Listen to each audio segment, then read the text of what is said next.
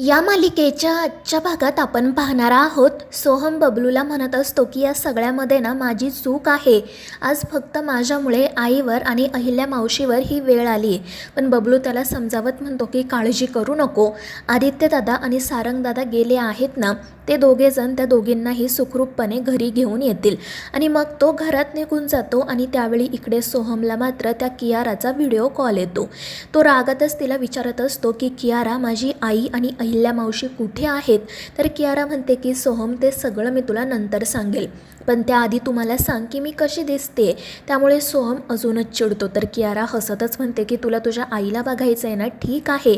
आणि मग ती व्हिडिओ कॉलवरच सोहमला, तिलोत्तमाला आणि अहिल्याला दाखवते. त्या दोघींची अवस्था पाहून सोहमला मोठा धक्का बसतो. तो खूप घाबरलेला असतो. तर कियारा त्याला धमकी देत म्हणते की तू माझा जो काही अपमान केला आहे ना, तो मी कधीच विसरणार नाही. पण आता जर तुला तुझी ही आई आणि मावशी जिवंत हव्या असतील ना, तर बंगल्याच्या बाहेर जा, तिथे एक गाडी उभी असेल, त्या गाडीत बसून निमूटपणे इकडे निघून ये. माझ्याशी लग्न कर, तरच तुझ्या आईची आणि मावशीची जिवंत सुटका होईल. आणि हे ऐकून सोहम घाबरून हो म्हणतो आणि त्यामुळे अहिल्या आणि तिलोत्तमा खूप घाबरतात. तर सोहम लगेच त्या ठिकाणी जाण्यासाठी निघतो.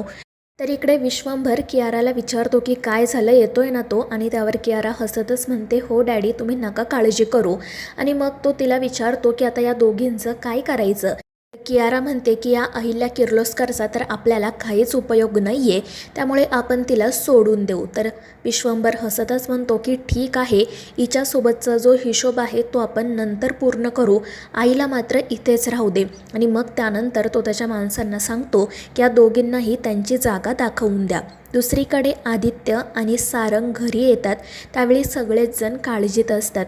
हे दोघे त्यांना सांगतात की आम्ही आईचा आणि मावशीचा सगळीकडे शोध घेतला, पण त्या कुठेही सापडल्या नाही. त्यामुळे घरातल्यांची काळजी अजूनच वाढते. आणि त्यातच त्यांच्या हे सुद्धा लक्षात येतं की सोहम घरातून गायब झालाय. आणि त्याच वेळी तो बटूक काही माणसांना घेऊन त्या ठिकाणी येतो. त्याला असं अचानक घरामध्ये पाहून सगळ्यांनाच मोठा धक्का बसतो. आदित्य चिडून विचारतो की तू इथे काय करतोय, आणि मुळात माझी आई आणि तिलोत्तमा मावशी कुठे आहे? तर तो बटूक हसतच म्हणतो की जरा धीर धरा, सगळं कळेल तुम्हाला. आणि मग तो चंद्रकांतला म्हणतो की हे घ्या चंद्रकांत मेहेंदळे, तुमच्यासाठी पत्रिका आणली आहे. आणि मग त्यानंतर तो ती पत्रिका चंद्रकांतला देतो. आणि जेव्हा चंद्रकांतला समजतं की ही कियारा आणि सोहमच्या लग्नाची पत्रिका आहे, तेव्हा त्याच्या पायाखालची जमीनच सरकते. घरातील इतर सगळेजणसुद्धा खूप घाबरतात. तर तो बटूक हसतच म्हणत असतो की विश्वंभर साहेबांनी तुमच्यासाठी पत्रसुद्धा पाठवलं आहे, वाचून दाखवू का तुम्हाला? आणि मग तो हसतच ते पत्र वाचून दाखवायला सुरुवात करतो. त्यात विश्वंभरने सरळ सरळ धमकीच दिलेली असते. आणि त्याने हे देखील सांगितलेलं असतं की सोहम, तिलोत्तमा आणि अहिल्या त्याच्याच ताब्यात आहेत. आणि त्याचसोबत त्याने सगळ्यांना लग्नाला येण्याचं आमंत्रणही दिलेलं असतं. आणि मग त्यानंतर तो बटूक हसतच तेथून निघून जातो. तर हे सगळेच जण काळजीत पडतात. ऐश्वर्या म्हणते यामध्ये तर फक्त लग्न 12:30 वाजता आहे इतकंच लिहिलं आहे, त्यामुळे आता हे लग्न नेमकं कुठे होणार हे आपल्याला शोधून काढावं लागेल. आणि त्यावर सारंग आणि आदित्य हो म्हणत पटकन घरातून बाहेर पडतात. दुसरीकडे सोहम त्या ठिकाणी पोहोचलेला असतो. त्याला पाहून कियारा तर खूपच खुश होते. आणि त्यावेळी विश्वंभर हसतच म्हणतो की बघ कियारा, तुझा होणारा नवरा तर आला. पण त्यावेळी सोहम विचारतो की माझी आई कुठे आहे? आणि त्यावेळी विश्वंभर हसतच म्हणतो की वा जावई बापू, तुमचा आवाज तर एकदम भारदस्त आहे. शेवटी माझ्या होणाऱ्या जावयाचा आवाज असा असायलाच हवा ना. आणि त्यानंतर तो कियाराला सांगतो की जा, याला लवकर तयार व्हायला सांग. दुसरीकडे पारू आणि सावली देखील खूप अस्वस्थ असतात. पारू म्हणत असते की सावली, आपल्या हातून काही सुटत तर नाही आहे ना गं. मला खरंच असं वाटते की काहीतरी गडबड आहे. कारण आदित्य सरांनी आणि सारंग सरांनी त्या विश्वंभरच्या घरी जाऊन बघितलं, तिथे त्यांना काहीच सापडलं नाही. मग तो नेमका कुठे गेला असेल? तर सावली म्हणते की मला असं वाटतं की त्याच्या एखाद्या विश्वासू माणसाला याबद्दल ना नक्कीच माहिती असणार. आणि मग त्यानंतर त्या दोघींच्याही नजरेसमोर तो बटूक येतो. बटूकला याबद्दल सगळंच माहिती असणार याची त्यांना खात्रीच असते. आणि मग त्या दोघीजणी त्या बटूकचीच माहिती काढायला सुरुवात करतात. दुसरीकडे सारंग आणि आदित्य सर्वत्र तिलोत्तमाचा आणि अहिल्याचा शोध घेत असतात, पण त्यांना काहीच माहिती मिळत नाही. दुसरीकडे पारू, सावली आणि प्रीतम त्या बटूकच्या घरी येतात आणि त्यावेळी त्याच्या घरी त्याची बायको आणि लहान मुलगा असतात. पारू त्यांना असं सांगते की मी तुमच्या शकू आत्याच्या जावेची मुलगी आहे. पण त्या बटूकच्या बायकोला समजत नाही की नेमकं कोण. तर पारू म्हणते की कदाचित तुम्हाला नाही आठवणार, कारण मी खूप लहान होते ना तेव्हा इकडे आले होते. आणि त्यावरती बटूकची बायकोसुद्धा विश्वास ठेवते आणि त्यांना चहा पाण्याविषयी विचारते. तर पारू म्हणते की आम्हाला चहा वगैरे काही नको, मला फक्त इतकंच सांगा बटूक दादा नेमका काय काम करतो तुम्हाला माहिती आहे का. आणि हे ऐकून ती बटूकची बायको खाली मान घालते. त्यामुळे सावली म्हणते की बटूक दादा काय काम करतो याच्याबद्दल तुम्हाला पूर्ण माहिती आहे असंच जाणवते. आणि त्यावर त्याची बायको देखील हो म्हणते. आणि मग शेवटी पारू म्हणते की हे बघा ताई, आम्ही खरंच खूप मोठ्या अडचणीत सापडलो आहोत. त्या विश्वंभर ठाकूराने आमच्या अहिल्या मॅडमला आणि तिलोत्तमा मॅडमला बंदी बनवला आहे. तो त्या दोघींच्या जीवाशी खेळतोय आणि आम्हाला त्यांना त्यांच्या तावडीतून सोडवण्यासाठी तुमची मदत हवी. आणि हे ऐकून ती बटूकची बायको घाबरून म्हणते, पण मी काय मदत करणार तुमची. आणि ते ऐकून पारू त्यांना तिचा प्लॅन सांगायला सुरुवात करते. दुसरीकडे तो बटूक एका साईटवर असतो आणि त्याचवेळी त्याला बायकोच्या मोबाईलवरून व्हिडिओ कॉल येतो. तो पटकन कॉल रिसीव करतो आणि समोरचं दृश्य पाहून त्याला मोठा धक्काच बसतो. कारण बटूकच्या बायकोसोबत आणि त्याच्या मुलासोबत पारू आणि सावली देखील असतात. आणि पारूने तर त्या बटूकच्या बायकोच्या गळ्याला चाकू लावलेला असतो आणि ती त्या बटूकला धमकी देत म्हणते की जर तुला तुझी बायको आणि मुलगा जिवंत बघायचा असेल ना, तर विश्वंभर ठाकूर नेमका कुठे आहे हे आम्हाला सांग. या धमकीमुळे तो बटूकही घाबरतो आणि मग त्यानंतर तिलोत्तमा आणि अहिल्या नेमक्या कुठे आहेत, याचसोबत कियारा आणि सोहमचं लग्न कुठे होते याबद्दल सगळी माहिती यांना सांगतो. आणि मग त्यानंतर प्रीतम लगेच कॉल कट करतो. पारू आणि सावली त्या बटूकच्या बायकोचे आभार मानतात आणि माफी मागतात. आणि मग त्यानंतर ते तिघेजण लगेच आदित्य आणि सारंगला जाऊन भेटतात. पारू आदित्यला म्हणत असते की आदित्य सर, आम्हाला कळलं आहे अहिल्या मॅडम आणि तिलोत्तमा मॅडम कुठे आहेत. ते आदित्य विचारतो की कुठे आहे पारू.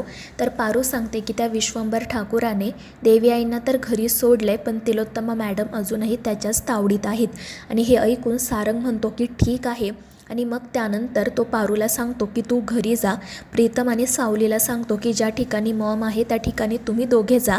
मी आणि आदित्य ज्या ठिकाणी लग्न लागते त्या ठिकाणी जातो. आणि मग त्यानंतर ते लगेच आपापल्या कामासाठी जायला निघतात. दुसरीकडे सोहम देखील लग्नासाठी तयार होऊन येतो आणि त्याला नवरदेवाच्या वेशात पाहून ती कियारा तर खूपच खुश होते. तर विश्वंभर हसतच म्हणत असतो की वा जावई बापू, शोभताय तुम्ही आमचे जावई म्हणून. पण त्यावेळी सोहम म्हणतो की माझी मॉम कुठे आहे ते आधीच सांग.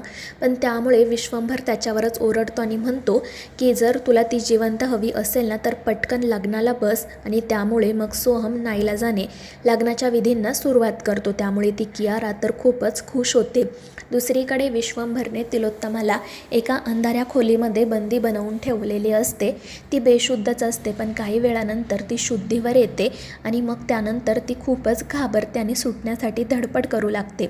इकडे पारू घरी येते. ती सावित्रीला अहिल्याबद्दल विचारत असते. सावित्री म्हणते की मी तर अहिल्या मॅडमला कुठे पाहिलंच नाही. त्यामुळे पारू म्हणते की मी पटकन वरती जाऊन पाहून येते, तुम्हीसुद्धा गेस्ट रूममध्ये पहा. आणि त्यावर सावित्री हो म्हणते.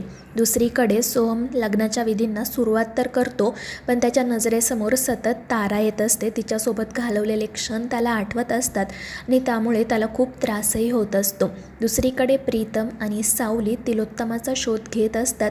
तर इकडे तिलोत्तमा त्या ठिकाणाहून बाहेर पडण्यासाठी खूप प्रयत्न करत असते. दुसरीकडे कियारा आणि सोहम लग्नाचे एक एक विधी पूर्ण करत असतात. तो विश्वंभर हसतच सगळं काही पाहत असतो. तर इकडे सावित्री आणि पारू घरभर सगळीकडे अहिल्याचा शोध घेतात, पण त्यांना अहिल्या घरात कुठेही सापडत नाही. पारूला वाटतं की त्या बटूकने नक्कीच आपल्याला फसवलं आहे, त्याने देवी आईला सोडलंच नाही. त्यामुळे मग ती खूपच घाबरते. तर सावित्री तिला सांगते की तू एकदा आपल्या बंगल्याच्या बाहेर जाऊन बघून ये, कदाचित अहिल्या मॅडम बाहेर कुठेतरी असतील. त्यामुळे मग पारू लगेच बंगल्याच्या बाहेर येते. तर दुसरीकडे ज्या ठिकाणी तिलोत्तमा असते त्या ठिकाणी अचानक धूर यायला सुरुवात होतो आणि मग त्यानंतर ती पुन्हा बेशुद्ध पडते. दुसरीकडे पारूला असं वाटतं की कदाचित देवी आई आम्ही जिकडे राहतो तिकडे तर गेल्या नसतील ना, आणि मग ती तिच्या घराकडे जाण्यासाठी निघते. तर इकडे आदित्य आणि सारंग ज्या ठिकाणी लग्न सुरू असते त्या ठिकाणी येतात आणि त्यांना पाहून विश्वंभर हसतच म्हणतो की वा, आलात का तुम्ही, मला वाटलंच होतं तुम्ही इथपर्यंत पोहोचणार. आणि त्यावेळी त्याच्या पाठोपाठ पारू, सावली आणि प्रीतमही येतात आणि त्या तिघांना पाहून विश्वंभर हसतच म्हणतो की अरेच्चा, तुम्ही तर सगळेच जण आलात, आता बघा माझ्या लेकीचं लग्न कसं धुमधडाक्यात होतंय ते. त्यामुळे आदित्य चिडून विचारतो की माझी आई कुठे आहे, खरं खरं सांग, नाही तर मी तुला जिवंत सोडणार नाही. आणि त्याच वेळी अहिल्या त्या ठिकाणी येते. तिला पाहून आदित्यच्या आणि इतर सगळ्यांच्या जीवात जीव येतो आणि अहिल्याच्या पाठोपाठ तिलोत्तमासुद्धा येते. ती देखील सुखरूप असते आणि त्या दोघींना असं पाहून विश्वंभरच्या आणि त्या कियाराच्या पायाखालची तर जमीनच सरकते. त्यानंतर पारूला आठवतं की जेव्हा ती तिच्या घराकडे जाण्यासाठी निघालेली असते तेव्हा तिला पाईपमधून जांभळ्या रंगाचं पाणी येताना दिसतं आणि या रंगाचं पाणी कसं काय येतं याचा शोध घेण्यासाठी मग ती घरावर चढते आणि टाकीपर्यंत पोहोचते. आणि तेव्हा ती टाकीमध्ये अहिल्याला बघते. त्या विश्वंभरच्या माणसांनी अहिल्याला पाण्याच्या टाकीत टाकलेलं असतं आणि मग पारू तिला तेथून बाहेर काढते. आणि मग त्यानंतर अहिल्या विश्वंभरला धमकी देत म्हणते की आता तुझा सगळा खेळ संपला आहे. त्याचवेळी इन्स्पेक्टरही त्या ठिकाणी येतो. त्यामुळे विश्वंभर आणि कियारा घाबरतात. सोहम हसतच कियाराला म्हणतो की आता तर काय आपलं लग्न होणार नाही गं, कारण तुला तुझ्या डॅडींसोबत जावं लागेल ना. आणि मग पोलीस त्या दोघांनाही अटक करतात. त्यानंतर मग सगळेजण सुखरूपपणे घरी येतात. सावली पारूला म्हणत असते की पारू, आपण दोघी एकत्र आलो म्हणून आपल्या कुटुंबाला वाचवू शकलो. तर पारू म्हणते की अगदी बरोबर आहे सावली तुझं, आणि आपण दोघी कायमच आपल्या कुटुंबाचं रक्षण करू याची मला खात्री आहे. आणि मग त्यानंतर पारू सावलीला समजावते की तुझ्या मनात जे काही आहे ना ते तू एकदा सारंग सरांना सांगावं असं मला वाटतं, कारण मनात गोष्टी दाबून ठेवण्यापेक्षा जर आपण त्या व्यक्त केल्या ना तर अजून सोप्या होतात. आणि त्यावेळी सावली म्हणते की खरं आहे गं, पण मला ना खरंच खूप भीती वाटते. आणि त्यावेळी पारू म्हणते की ठीक आहे, काही हरकत नाही, पण जर तुला कधीही कशाचीही गरज लागली ना तर मला नक्की सांग. आणि त्यावर सावलीही आनंदाने हो म्हणते.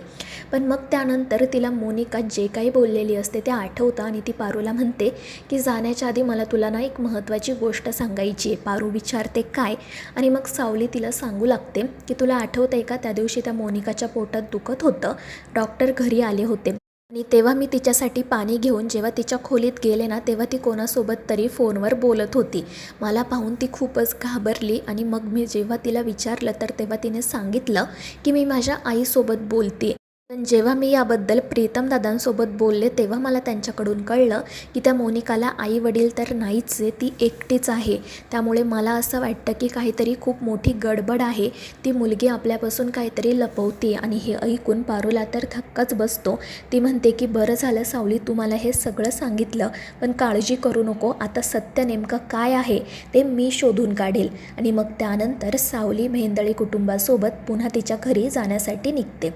तर मित्रांनो, या मालिकेच्या पुढील भागांच्या अपडेट्ससाठी आपल्या चॅनेलला सबस्क्राईब करा.